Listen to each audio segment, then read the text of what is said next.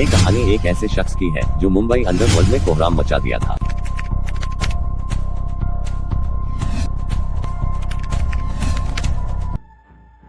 Mumbai underworld का don, जिसकी दाऊद इब्राहिम से है अदावत। जाने कभी दूध वाला कहे जाने वाले अरुण गवली की कहानी।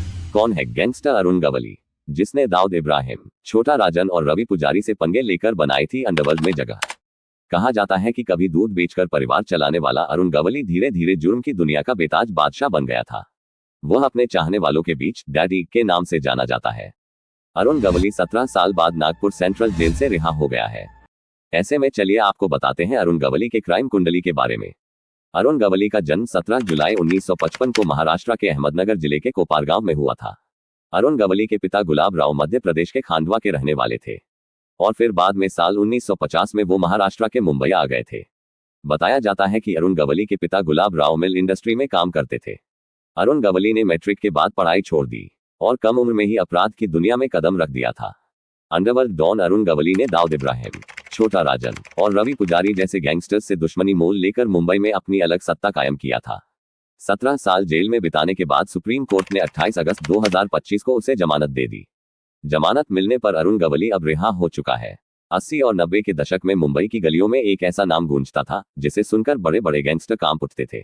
वो नाम था अरुण गुलाब गवली का, जिसे प्यार से उसके लोग डैडी कहा करते थे। उसने मुंबई के दगड़ी चौल इलाके को अपने साम्राज्य का गढ़ बनाया और अंडरवर्ल्ड के सबसे बड़े डॉन दाऊद इब्राहिम समेत छोटा राजन और रवि पुजारी जैसे खूंखार गैंगस्टर्स से लोहा ले लिया।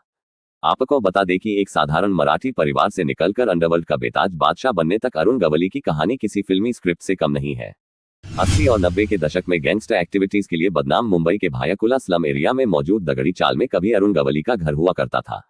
कहा जाता है कि अरुण गवली, जिसे डैडी के नाम से जाना जाता है, वह इसी इलाके से निकला एक ऐसा नाम है जिसने कभी मुंबई के अंडरवर्ल्ड को दहलाया था।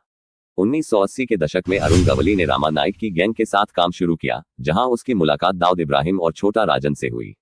यह मुलाकात दोस्ती में बदल गई। उस समय दाऊद इब्राहिम मुंबई के अंडरवर्ल्ड में उभरता हुआ नाम था। अरुण गवली को दाऊद इब्राहिम के अवैध हथियारों और ड्रग्स की तस्करी की खेप को सुरक्षित स्थानों तक पहुंचाने की जिम्मेदारी दी गई थी। यह दोस्ती कुछ समय तक सही चला, लेकिन समय के साथ जल्द ही ये दोस्ती दुश्मनी में बदल गई थी। रामा नाइक की हत्या के बाद गवली और दाऊद में दुश्मनी की शुरुआत। साल 1988 में गवली के करीबी दोस्त रामा नाइक की एक गैंगवार में हत्या कर दी गई। अरुण गवली को शक था कि इस हत्या के पीछे दाऊद इब्राहिम का हाथ था। इस घटना ने गवली को इतना आहत किया कि उसने दाऊद इब्राहिम से अलग होकर अपना खुद का गैंग बनाने का फैसला किया। यही वह 90 का दौर था जब दाऊद इब्राहिम और अरुण गवली की खूनी दुश्मनी की शुरुआत हुई थी, जो मुंबई के अंडरवर्ल्ड में चर्चा का विषय बन गया था। साल 1989 में कोबरा गिरोह के सदस्य पारसनाथ पांडे और शशि राशम के मर्डर का आरोप अरुण गवली पर लगा।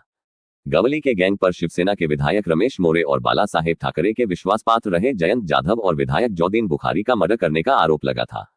कहा जाता है कि 90 के दशक के दौरान इन दोनों गैंग्स के बीच की दुश्मनी पूरे मुंबई में सुर्खियों में रही। इसी दौरान अरुण गवली के भाई बप्पा गवली की हत्या दाऊद इब्राहिम के आदमियों ने कर दी। इसके बाद अरुण गवली ने दाऊद इब्राहिम को सबक सिखाने के लिए एक बड़ा कदम उठाया। 26 जुलाई 1992 को अरुण गवली गैंग के 4 शूटरों ने दाऊद इब्राहिम की बड़ी बहन हसीना पाका के पति इब्राहिम पाका को मुंबई में उनके होटल के बाहर गोलियों से भून दिया था। इस हत्या ने दाऊद इब्राहिम को अंदर तक हिलाकर रख दिया था। इस घटना के बाद मुंबई समेत कई बड़े शहरों में दोनों गैंग्स के बीच गैंगवार और तेज हो गई, जिसमें कई शूटर मारे गए थे। जब अरुण गवली ने राजनीति में रखा कदम। 1990 के दशक में मुंबई पुलिस के बढ़ते दबाव और गैंगवार से बचने के लिए अरुण गवली ने राजनीति में कदम रखा।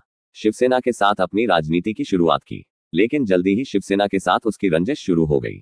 इसके बाद अरुण गवली ने साल 2004 में अखिल भारतीय सेना नाम से अपनी एक राजनीतिक पार्टी बनाई थी और मुंबई के चिंचपोकली विधानसभा सीट से विधायक बनकर सत्ता के गलियारे में कदम रख दिया था। जब अरुण गवली गैंग का छोटा राजन गैंग से हुआ टकराव साल 1993 में दाऊद इब्राहिम के दुबई भागने के बाद छोटा राजन ने भी दाऊद इब्राहिम से अलग होकर अपना गैंग बनाया और मलेशिया में कारोबार शुरू किया। इस दौरान अरुण गवली और छोटा राजन के बीच भी वर्चस्व की जंग छिड़ गई थी। 1993 के मुंबई बम धमाकों के बाद अंडरवर्ल्ड का सीन बदल गया। दाऊद इब्राहिम दुबई भाग गया और छोटा राजन मलेशिया निकल गया, जिसके बाद अरुण गवली को मुंबई में अपनी सत्ता कायम करने का मौका मिला।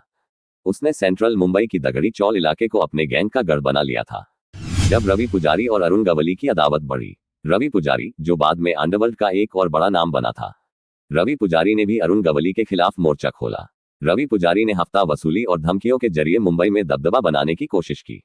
अरुण गवली के गैंग ने इस चुनौती का जवाब अपने तरीके से दिया। दोनों के बीच कई बार गैंग वॉर हुए, लेकिन गवली को स्थानीय मराठी समुदाय का समर्थन हासिल था, इसी वजह से वह पुजारी पर भारी पड़ता था। अरुण गवली गैंग का मुंबई अंडरवर्ल्ड में दबदबा। अरुण गवली ने अपने गैंग को मजबूत करने के लिए सैकड़ों अपराधियों को शामिल किया। उसका गैंग फिरौती, तस्करी और हत्या जैसे अपराधों में लिप्त रहता था। मुंबई का दगड़ी चौल इलाका उसका मुख्य ठिकाना था, जहां से वह पूरे मुंबई में अपनी सत्ता चलाता था। अरुण गवली की ताकत इतनी थी कि छोटा राजन जैसे बड़े डॉन भी उससे खुले तौर पर टकराने से बचते थे। हालांकि साल 2008 में अरुण गवली ने शिवसेना पार्षद कमलाकर जामसांडेकर की हत्या करवा दी, जिसके बाद अरुण गवली को इस मामले में साल 2012 में हाईकोर्ट ने आजीवन कारावास की सजा सुनाई थी।